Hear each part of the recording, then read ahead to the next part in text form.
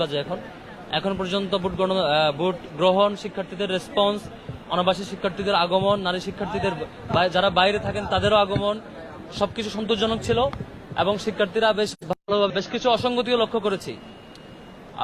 বুথের 100 মিটারের মধ্যে যেখানে লাইনে দাঁড়ানো হচ্ছে নির্বাচনের সেন্টার, ভোটিং সেন্টার, সেখানে 100 মিটারের মধ্যে লিফলেট বিতরণ বা এই ধরনের ক্যাম্পেইন সেগুলো নিষেধাজ্ঞা ছিল।